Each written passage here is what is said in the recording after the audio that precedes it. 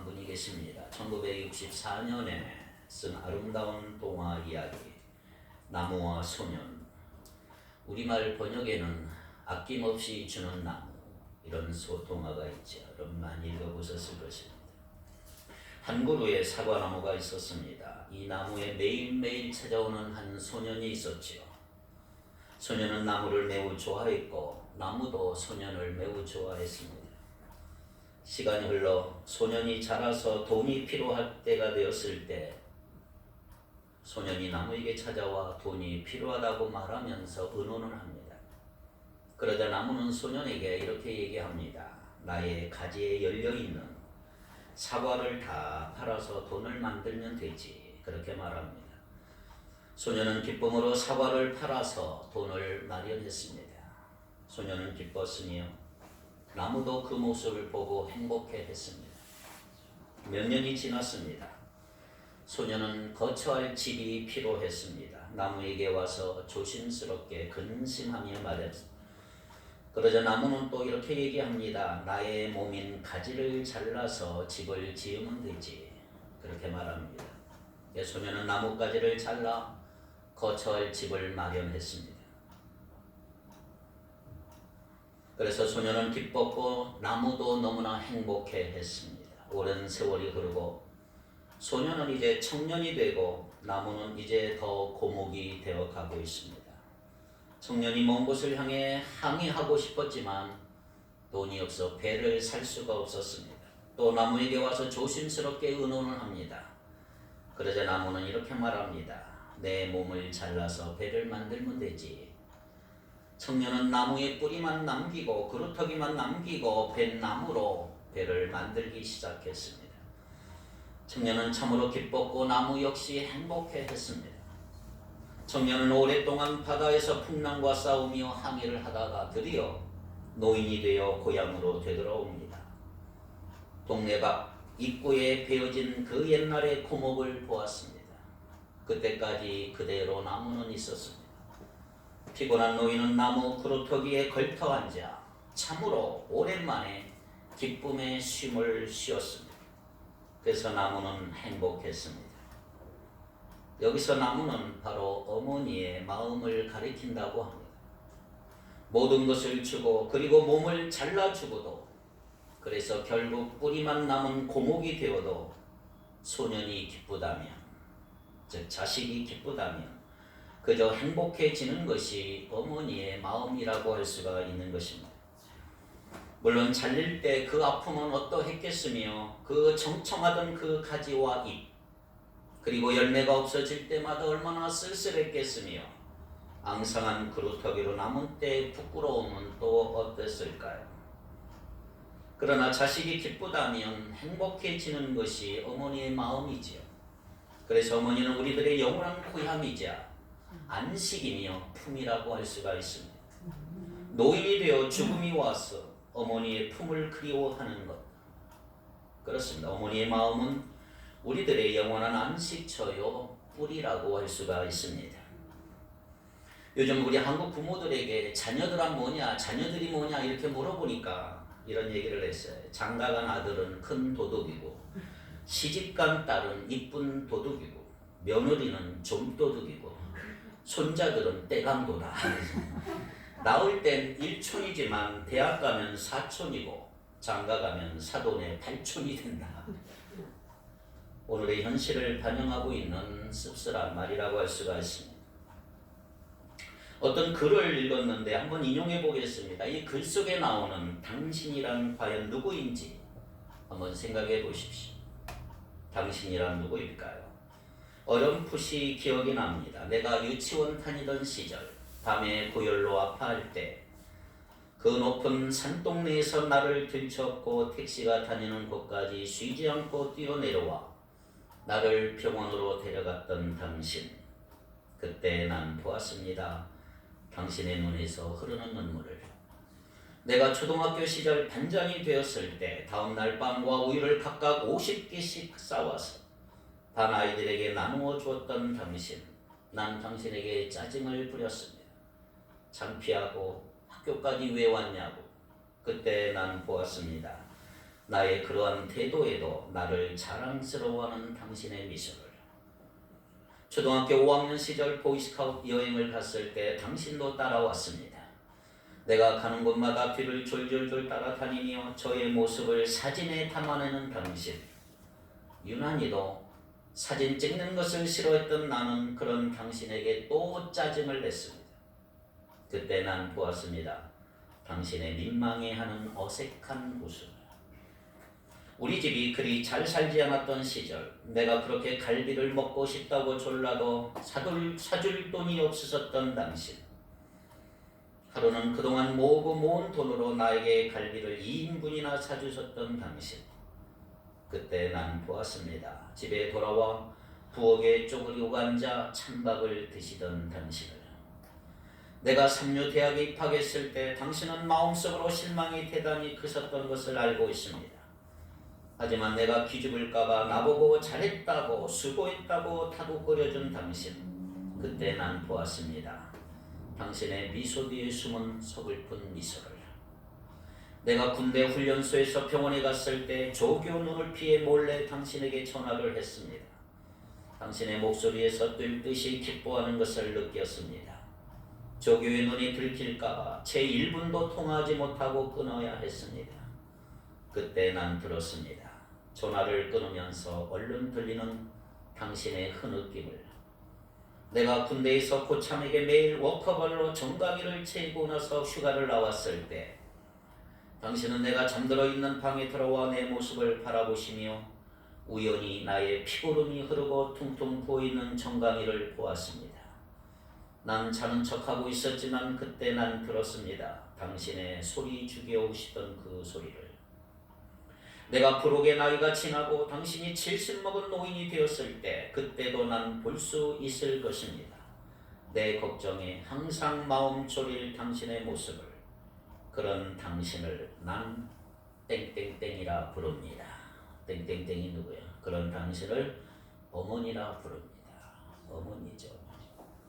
어머니는 참으로 위대한 존재가 아닐 수가 없어요. 오늘 뜻깊은 어버이 주일을 맞이해서 우리는 성경 속에서 나오는 한 위대하고 경건했던 어머니 한나의 모습을 함께 살펴보면서 하나님이 오늘 우리에게 베풀어 주시는 놀라운 은혜를 기대합니다. 위대한 인물의 배후에는 언제나 위대한 부모가 있었어. 범이 범을 낳는다고 쓰러져가는 이스라엘을 바로 잡았던 이스라엘의 위대한 지도자 그 사무엘의 배후에는 한나라고 하는 경건하고 위대한 어머니가 있었던 것입니다. 자, 오늘 우리가 그 시대의 역사적인 배경을 잠시 살펴보겠습니다. 1절을 한번 읽어볼까요? 1장 1절을 같이 한번 읽어봅니다. 시작.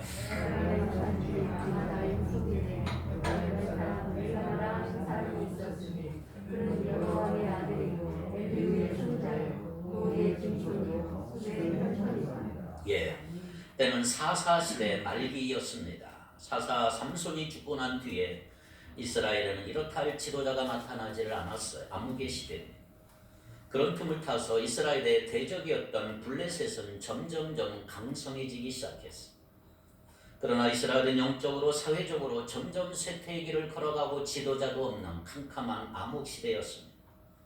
1절에 나오는 이 엘가나는 사무엘의 아버지죠. 역대기서에 나오는 족보를 쭉 추적해 보면 엘가나는 레위의 후손입니다. 이스라엘의 12지파 가운데 레위 지파는 제사장 지파지요. 특별하게 하나님께서 한평생 헌신해야 될 족속 지파 사람들이 바로 레위 사람들입니다.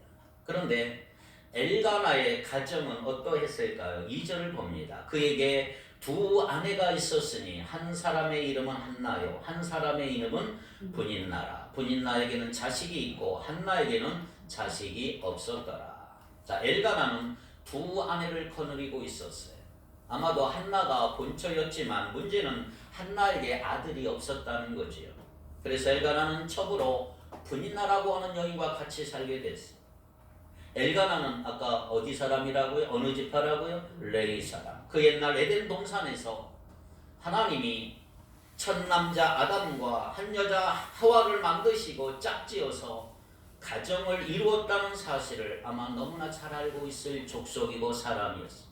그러나 엘가나는 레위 사람으로서 두 아내를 거느리고 있었다면 이것은 하나님의 뜻도 아니고 우리가 이 사실 한 가지만 보더라도 당시 이스라엘이 영적으로 얼마나 어두워졌는지 충분히 짐작할 수가 있는 것입니다. 그것뿐이 아니에요. 3절 봅니다. 3절에 보니까 이 사람이 매년 자기 성읍에서 나와서 실로에 올라가서 만군의 여호와께 예배하며 제사를 드렸는데 엘리의 두 아들 홈니와 비니아스가 여호와의 제사장으로 거기에 있었더라. 홈니와 비니아스는 당시에 제사장 역할을 감당하고 있었습니다. 그러나 그들은 이름만 여호와의 제사장, 이름만 제사장이에요. 실제 그들의 삶이 어땠느냐? 2장으로 가서 2장 12절입니다. 2장 12절을 봅니다. 엘리의 아들들은 행실이 나빠 여호와를 알지 못하더라. 이전 성경 번역에는 이렇게 나와 있어요. 엘리의 아들들은 불량배라, 불량배라. 여호와를 알지 못했다. 그들은 하나님을 알지 못했던 행실이 나쁜 불량배들이에요. 그래서 이스라엘 백성들이 하나님의 제사를 다 드릴 때 중간에서 재물을 다 빼먹었던 사람들이 바로 이 엘리의 아들들 홈니와 비니아스라 이 말이에요. 자, 2장 22절 봅시다. 엘리가 매우 늙었더니 그의 아들들이 온 이스라엘에게 행한 모든 일과 회막문에서 수종 도는 여인들과 동침했음을 듣고 그랬어요. 그들은 이제 한 걸음 더 나가 하나님의 거룩함을 짓밟고 있었던 거죠.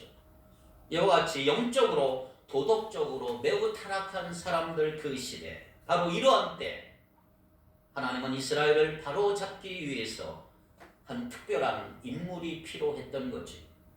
그리고 그를 택하기 위해서 한 특별한 어머니가 필요했는데 바로 그 여성이 오늘 우리가 살펴보고자 하는 한나라는 여인입니다.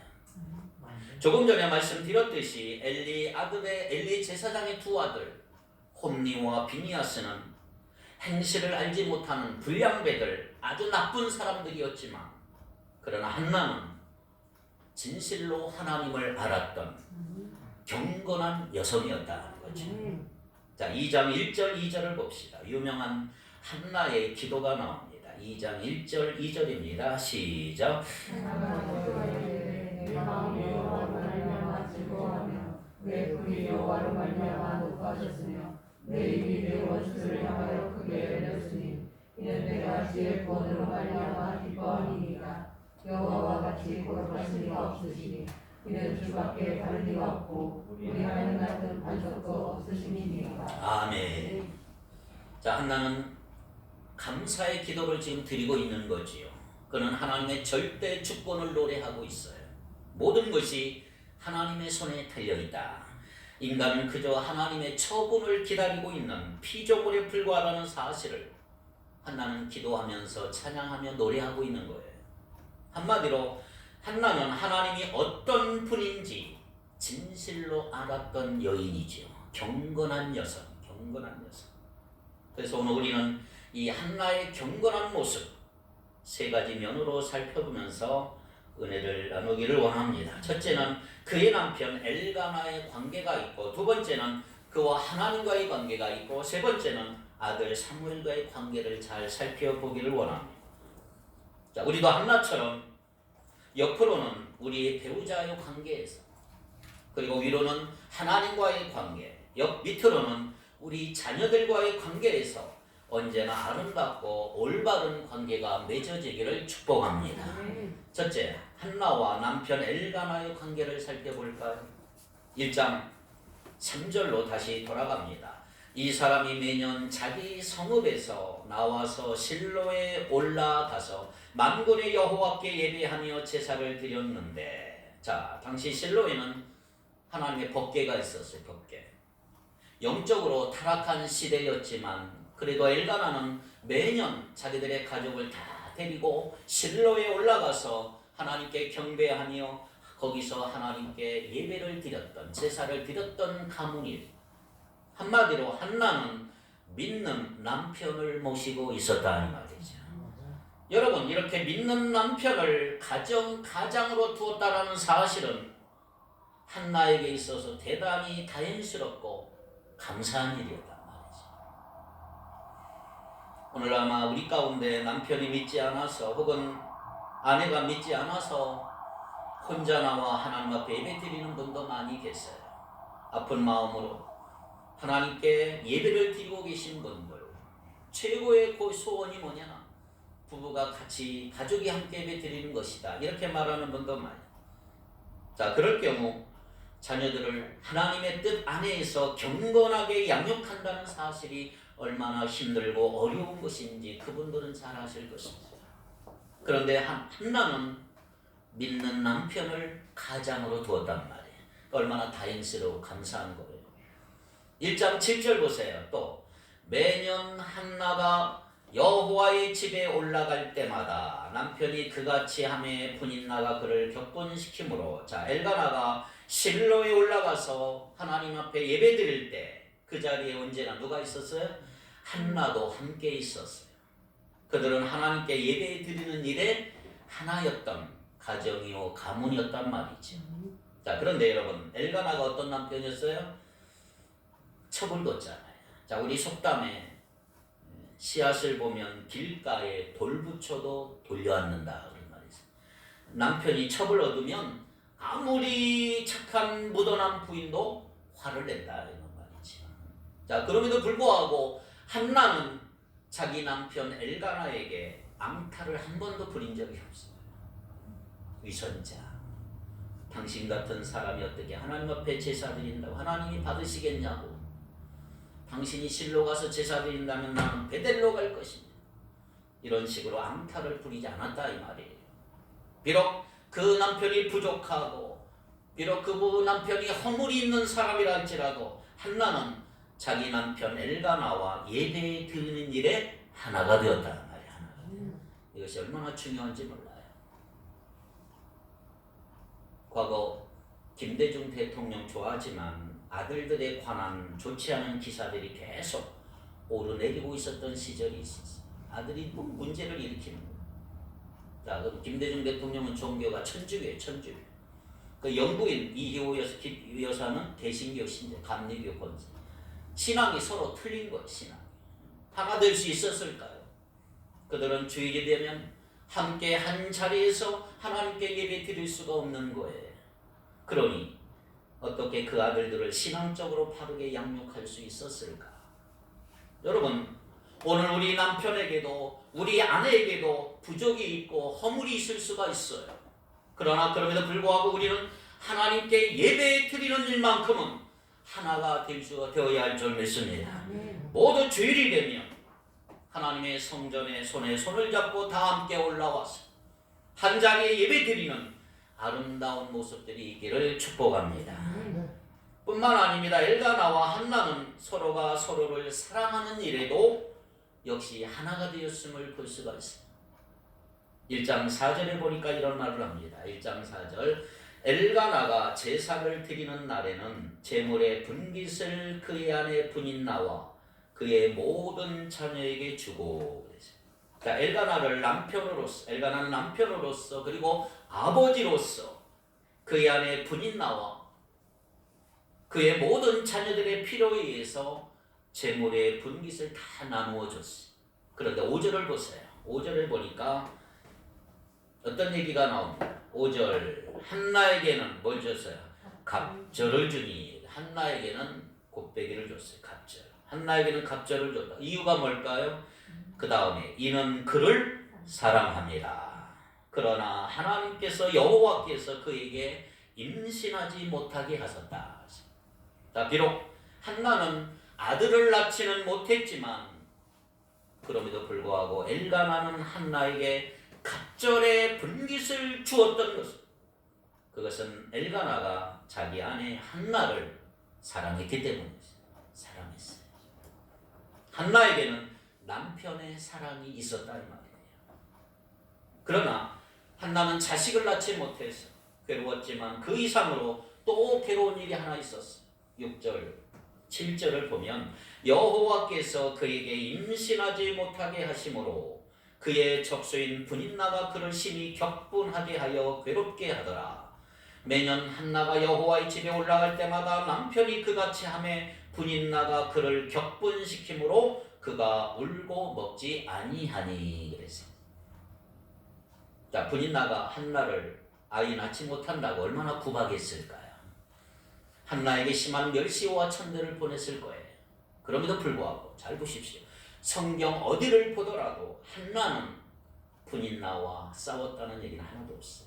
뭐 질투했거나 이런 얘기는 하나도 없어요. 그 옛날 아브라함의 아내 누구죠? 사라가 아브라함의 첩 하갈을 어떻게 했어요? 내쫓아버렸어요. 내쫓아버렸어요. 그러나 한나는 그렇게 하지 않고 마음의 고통을 혼자서 속으로 사귀었던 여인이 한나입니다. 그렇게 할 수 있었던 이유가 뭐예요? 8절이죠. 그의 남편 엘가나가 그에게 이르되 한나여 어찌하여 울며 어찌하여 먹지 아니하며 어찌하며 그대의 마음이 슬프냐 내가 그대에게 10 아들보다 낫지 아니하냐 하니라. 한나에겐 뭐가 있어요? 남편 엘가나의 위로가 있었기 때문이죠. 그래서 힘이 난 거죠. 사랑하는 성도 여러분, 우리가 살아가다 보면 우리 가정에 이런저런 어려운 문제들이 얼마나 많습니까? 그럼에도 불구하고 우리가 하나님 앞에 예배 드리는 일에 하나가 되고 가족들 안에 서로 사랑함과 위로함이 있다면 어떠한 문제라도 우리는 능히 이겨낼 수가 있다는 말이에요. 서로 가족들 간에 사랑과 위로함이 넘치는 여러분 가정이 되길 바라요. 하나님께 예배 드리는 일에 언제나 하나가 되는 여러분 가정이 되길 바랍니다. 아울러 가족들 상호 간에 서로 위로함이 있고 사랑이 있는 복된 모습들이 있기를 축복합니다. 두 번째, 한나와 하나님과의 관계를 볼까요? 자, 한나에게 문제가 있었죠. 큰 아픔이 있었어요. 그렇다면 한나는 그 문제를 어떻게 해결해 나갈 수 있었을까? 그는 스스로 자학하지 않았어요. 그렇다고 해서 매일 엘가나에게 모든 책임을 돌리지도 않아요. 그리고 분인나와 다투지도 않아요. 분인나의 자식들도 구박하지 않았어요. 어떻게 했어요?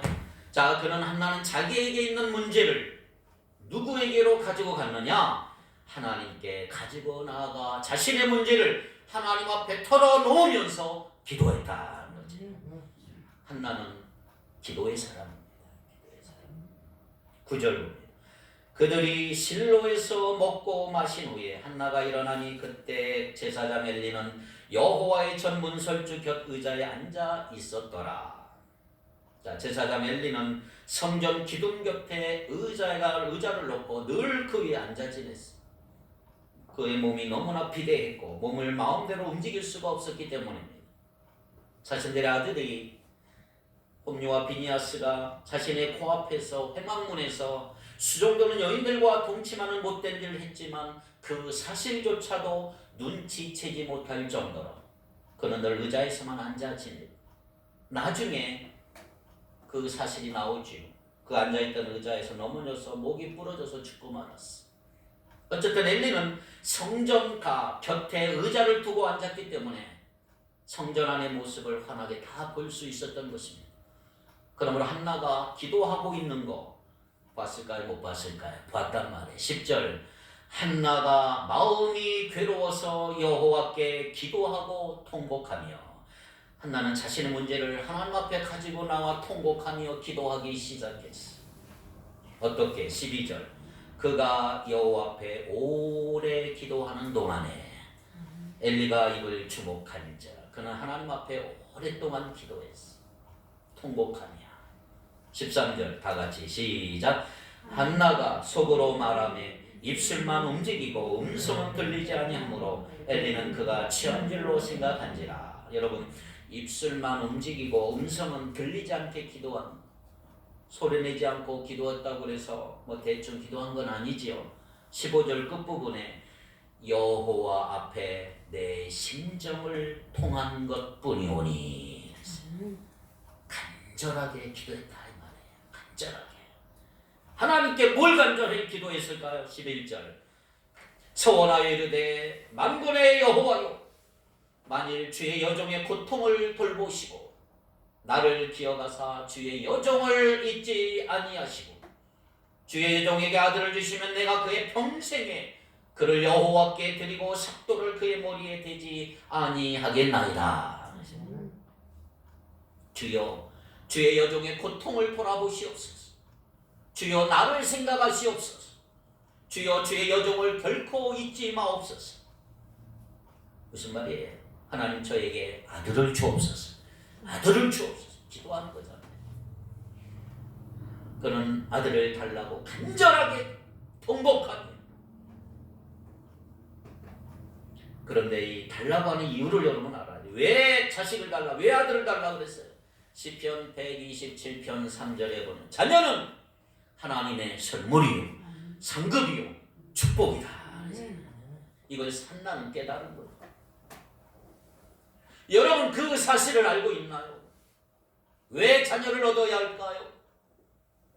에이, 어쩌다 보니까 나왔지. 다른 사람 다 낳는데 뭐 이런 그런 식으로 우리 자녀에 대해서 생각하니까 하나님의 은혜에 대해서 우리는 감사하는 마음이 별로 없어요. 애기 낳으면 낫나 보다. 자녀로 인해서 감격하는 마음 여러분 있나요? 우리 자녀들을 바라볼 때마다 이런 감동이 있어야 되고 감격이 있어야 되고 너는 하나님께 주신 내 선물이야. 너는 하나님께서 주신 나의 축복이야. 너야말로 하나님께서 주신 나의 하나님의 상급이야. 자녀를 볼 때마다 이런 생각을 해야 하나님께 감사할 수가 있는 거죠. 왜 한나가 하나님께 아들을 달라고 했을까요? 분인에게 복수하기 위해서? 천만에요. 자기의 유익을 위해서 아들을 구한 건 결코 아니란 말이에요. 하나님께 아들을 드리기 위해서, 바치기 위해서, 하나님의 영광을 위해서. 하나님 나에게 자식을 준다면 하나님 위해 쓰겠습니다. 11절 하반부가 그런 거 아니에요? 아들을 주시면 내가 그의 평생에 그를 여호와께 드리고 삭도를 그의 머리에 대지 아니하겠나이다. 여러분 오늘 우리도 우리의 자녀를 기꺼이 하나님의 영광을 위해 드리고 바칠 각오가 되어 있는지 한번 묻고 싶어요. 만약 그렇지 못하다면 하나님이 그 자녀를 내게 주셨다는 사실을 아직도 깨닫지 못하기 때문이다. 내 자녀는 내가 낳은 자식이기에 앞서서 하나님이 나에게 맡겨주신 하나님의 자녀라고 하는 사실을 우리는 명심해야 될 것입니다. 그럴 때 우리도 언제나 기꺼이 우리의 자녀를 하나님의 영광을 위해 바칠 수가 있을 것입니다. 한 걸음 더 나가 한나는 하나님 앞에 얼마나 정숙했던 여인인지 몰라요. 정숙한 여인. 15절 16절 봅니다. 한나가 대답하여 이르되 내 주여 그렇지 아니하니이다. 나는 마음이 슬픈 여자라. 포도주나 독주를 마신 것이 아니요 여호와 앞에 내 심정을 통한 것뿐이오니 당신의 여종을 악한 여자로 여기지 마옵소서. 내가 지금까지 말하는 것은 나의 원통함과 격분됨이 많기 때문이다 하는지라. 그는 속이 상하다고 속상하다고 기분 나쁘다고 마음이 슬프다고 그래서 술을 입에 대지 않았단 말이에요. 그리고 엘리 제사장이 한나가 술 취한 줄 알고 책망했을 때 한나는 엘리 제사장에게 항변하지도 않고 불평하지도 않았어요. 제사장은 하나님의 종으로 공경했지. 그리고 겸손하게 자기의 처지를 있는 그대로 아는 것뿐입니다. 참으로 하나님 앞에서 정숙하고 덕망 있는 여성이 한나였던 것입니다. 한 걸음 더 나가 볼까요? 한나는 자기가 기도한 그대로 하나님이 응답해 주실 것을 확신했습니다. 17절, 18절 중에 한번 다 같이 읽어봅니다. 시작.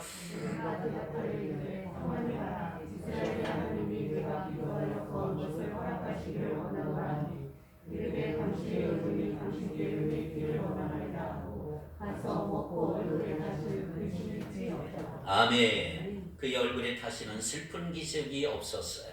얼굴이 밝아졌어요. 왜요? 왜? 하나님은 자신이 기도한 그대로 응답해 주실 분이다. 믿었기 때문입니다. 믿고 기도하세요. 믿고. 한나는 하나님 앞에 어떤 사람이었어요? 기도의 사람이었고요. 그에게 아들을 주신 분이 하나님이심을 믿었던 사람이고 자기의 유익을 위해 아들을 구한 게 아니라 하나님께 바치기 위해 아들을 구했고 한날은 정결한 사람이었고 또 하나 하나님이 자신의 기도에 응답해 주실 것을 믿었습니다. 얼마나 아름다운 하나님의 아름다운 모습이냐 말이에요. 자, 그러면 하나님 감동하셨을까요? 안 하셨을까요? 여러분들이 이런 기도를 받았을 때 감동해야 하네요. 하나님이 한나의 기도에 응답하셨다.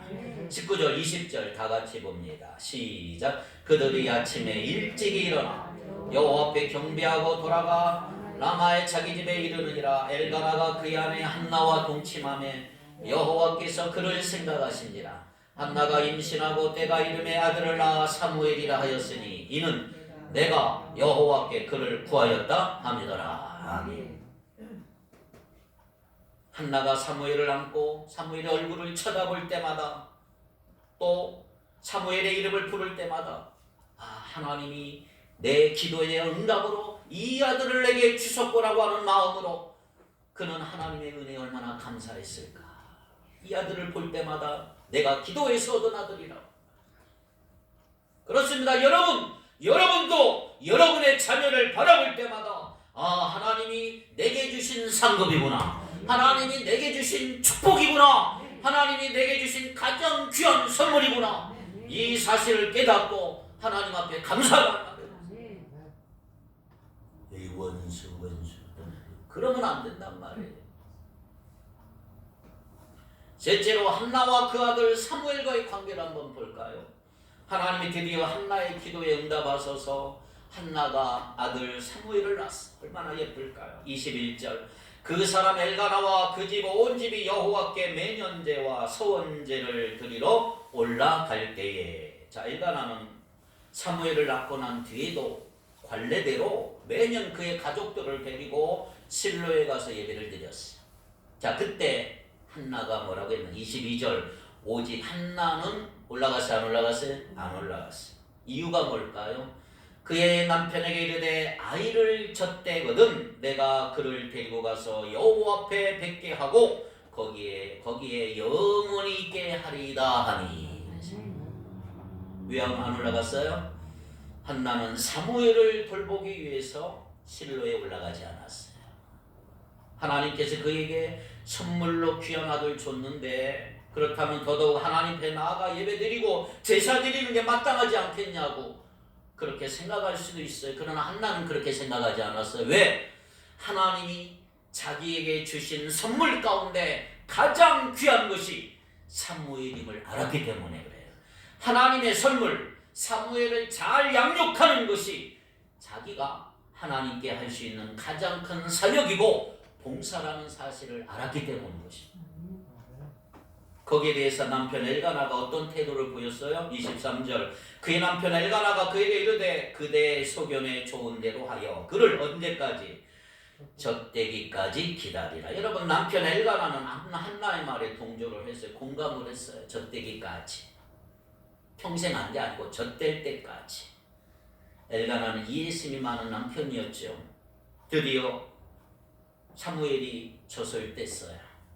이제 사무엘이 나이 약 3살 정도 됐을 것입니다. 24절 이후에 보니까 한나는 자기가 하나님께 서원한 그대로 아들 사무엘을 데리고 여호와의 집으로 올라갔습니다.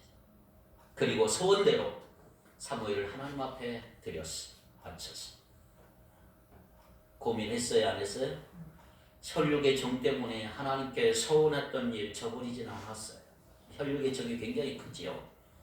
그 옛날 아브라함이 독자 이삭을 하나님 앞에 바쳤던 위대한 신앙이었다면 한나가 갓 젖된 그 아들 3살밖에 안 된 어린 아들을 하나님께 바친 것 역시 위대한 신앙인 것입니다.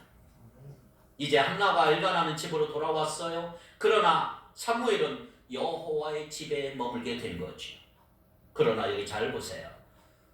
한나가 자기 아들 사무엘을 하나님 앞에 바쳤다고 해서 아들의 관심이 그것으로 다 끝나버렸느냐? 그게 아닌 거죠.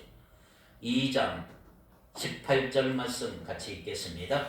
사무엘은 어렸을 때에 세마포 에봇을 입고 여호와 앞에서 섬겼더라. 자, 사무엘은 어릴 때부터 이제 하나님의 성전에서 하나님을 섬기는 일을 시작을 했어요. 19절. 그의 어머니가 매년 드리는 제사를 드리러 그의 남편과 함께 올라갈 때마다 뭘 줬어요? 작은 겉옷을 지어다가 그에게 주었더니, 여러분, 한나와 엘가나는 그의 아들 사무엘이 하나님을 잘 섬기고 잘 봉사하는 일에 사랑과 관심을 가지고 계속해서 뒷바라지를 해줬다.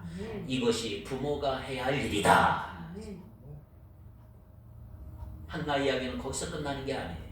21절에 여호와께서 한나를 돌보시다 그로 하여금 임신하여 세 아들과 두 딸을 낳게 하셨고 아이 사무엘은 여호와 앞에서 자라니라. 하나님은 한나에게서 사무엘을 받았어. 하나님 그저 받기만 한 건 아니에요. 자, 한나에게 더 풍성한 것 주셨죠. 사무엘 외에 누굴 줬어요?